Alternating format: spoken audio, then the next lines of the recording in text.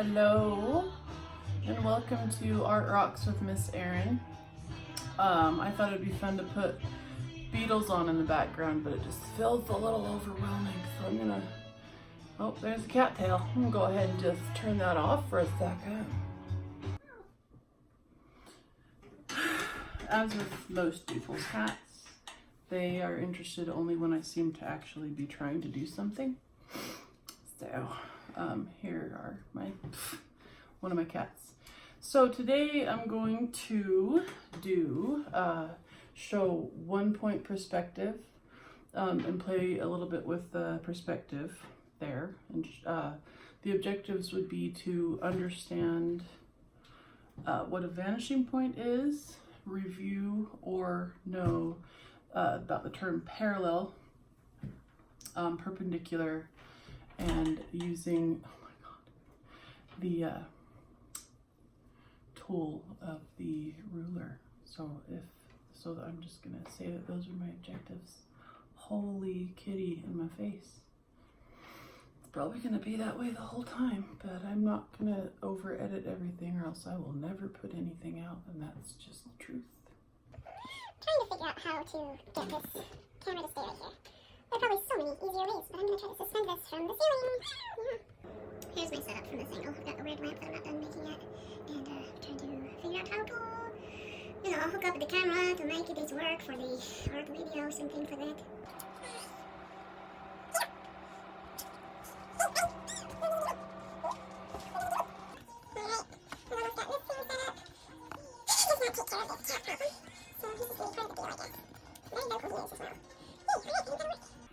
Okay, hopefully you don't get seasick from watching this. This thing will stop moving in a minute. The reason, oh my god, that I'm using this drawing board is it's a lot smoother than the surface of my table. Come on, buddy. And I prefer to draw on a smooth surface personally, so I'm taping it down. I'm just kind of eyeballing this. It's not going to be perfect, but that is okay with me. Okay, so make sure that's in frame. Okay, so all right, you can use any ruler. This is a 15-inch ruler. I don't know why. I don't know if it's not called a foot. I guess it's not called a foot because 12 inches is a foot. Anywho, so I'm just kind of curious how far this thing goes. All right, we'll just see later. All right. Okay, so I'm going to start by doing the horizon line, and you can make it perfectly even if you want, which would be, I don't know, let's just say 5 inches. So on the 5-inch mark, I'm not sure. Here, I'll lift it up here. This line that's a little bit longer is where the 5-inch mark is. And then these are divided into quarters. This one would be the half, that would be the quarter, and then it goes smaller from there. But for now, the one that's just to the right of the number that's a little bit longer is the correct marking for the inches. So I'm going to put that little mark at the bottom of my paper down here and put a little mark boop, up here and here and set those little marks just barely above my ruler. And I'm going to spread my fingers on the hand that I don't usually draw with, which is my left hand, and use my right hand to take my pencil and press it against the ruler and drag it. And I've tried using my left hand lately, and it is a lot more difficult. So I'm just, it's kind of fun to try that out, your opposite hand. Okay, so now that we've got our horizon line, I'm just standing up here to try to check out the lighting. You know, these videos can only get better from now because they're a little rocky to start with, but that's all right. Hopefully, let's see if I can zoom. Yeah, all right, that'll work. Okay, so I'm going to put a vanishing point. It can be anywhere on this horizon line. Horizon is horizontal. This is vertical. Horizontal is the horizon line. Let's put the vanishing point over here to the right somewhere, or you can put it wherever you want. All right, from this vanishing point, we're going to make a few various things. You can do a street, you can do a hallway, you can do many different things, but from here, I'm just going to put the dot above my ruler right here and anywhere off the page, but just the vanishing point, the ruler must always land on the vanishing point, at least with 1 point perspective, which is what this is. So the other one I'm gonna have land down here somewhere. You can make yours different if you'd like, but we can turn this at this point into a road. Let's do a couple buildings and then we'll do some letters. So if you draw a rectangle where the lines, so if my pencil is parallel with the edge of my paper, and this creates that upside down T, which is perpendicular. So I'm going to do 2 perpendicular lines, which also happen to be parallel. And then not worry about the top of it, because the top of it is going to line up wherever I decide I want it to be. So I put the dot right here above the ruler, and let's say I want to draw a line right here.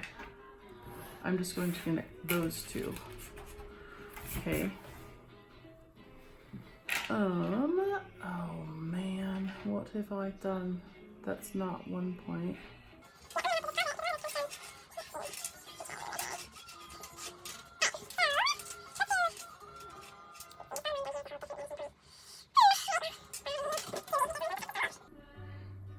Alright, I think I figured out my mistake. I had a hard time with this in college as well. Sometimes it takes years for things to gel, at least for me. So these lines will be parallel to the top of the paper, unless it were a 2 or 3 point perspective, but right now it's just 1 point perspective. So for instance, if I were going to do 2 parallel lines right here, and I'm going to turn this into a building. These are just perpendicular 2 parallel lines. I'm going to take the vanishing point and just draw this line at the top here, and then do a line out here that's parallel, this line being parallel to the top of the paper and also to the vanishing point, and bring that line. This line is also parallel with this line right here.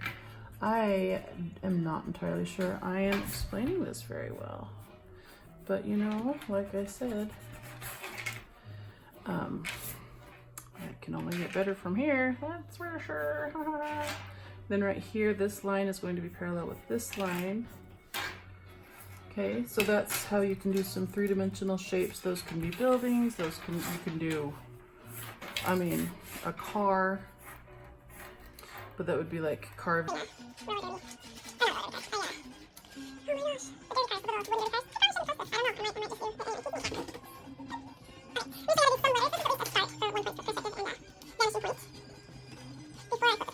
So, review these 2 lines. They are parallel lines. Parallel lines. These are also parallel lines. This line is vertical. This line is horizontal. And when it's an upside down T with 1 vertical, 1 horizontal, that is perpendicular, which another way you know perpendicular is this is 90 degrees and this is 90 degrees. And then half of the circle is 180, but that gets into protractors, which are also a lot of fun, and compasses, but we can do that another time. Okay, I'm just going to you can make it perfectly even if you'd like, but I'm just going to do a line in the middle of the paper here. Straighten that out to a vanishing point right in the middle. Boop. And with bubble letters, you can do your name.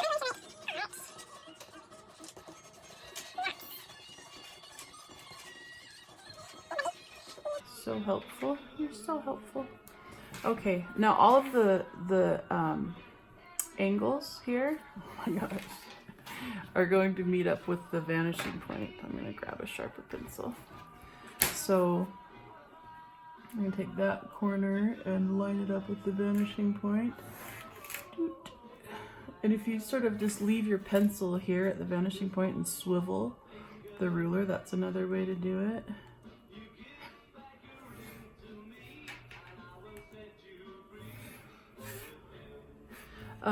And then this one as well.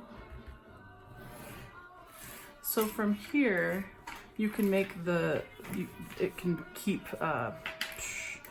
projecting out like that, or you can make them shorter. And the way you can cut those is by doing this line right here. You can do a parallel line wherever you want it cut, and then this line right here would be parallel to this one. And then you can't really see in here, maybe about that much of that A, and then that one of the inside of the A.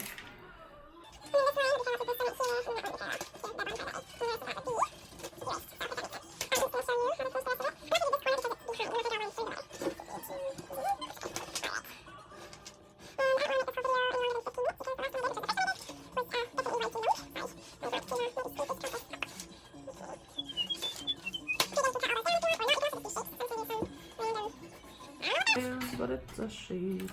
So from these corners, they're going to go down to this dot, which is, of course, the vanishing point. Oops. It's important to make sure you're lined up with the vanishing point each time. I'm just getting ahead of myself here.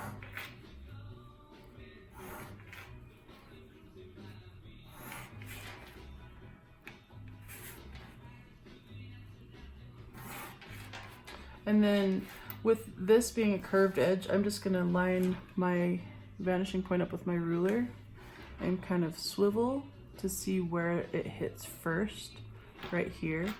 And so it's gonna hit right there. Okay. And same thing down here. Oops.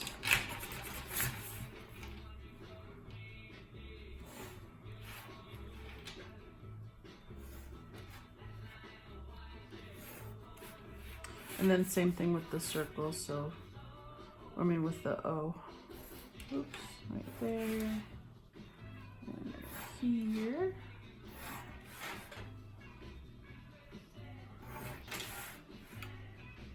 And then right here, you would go until it stops at that letter, at the top part of the C right there. And same with this bottom part of the R. There. Okay.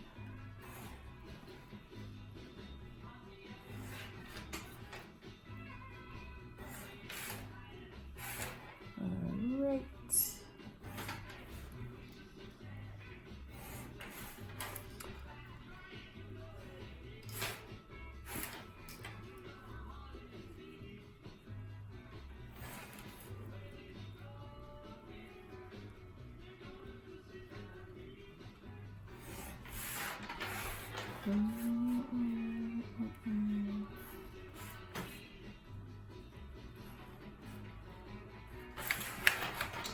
Alright, so, and then you can add detail if you want to. We can go through shading a whole other time because that is a whole other beast altogether.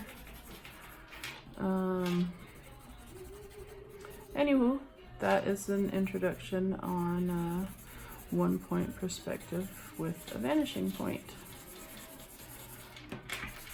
And I will leave it at that.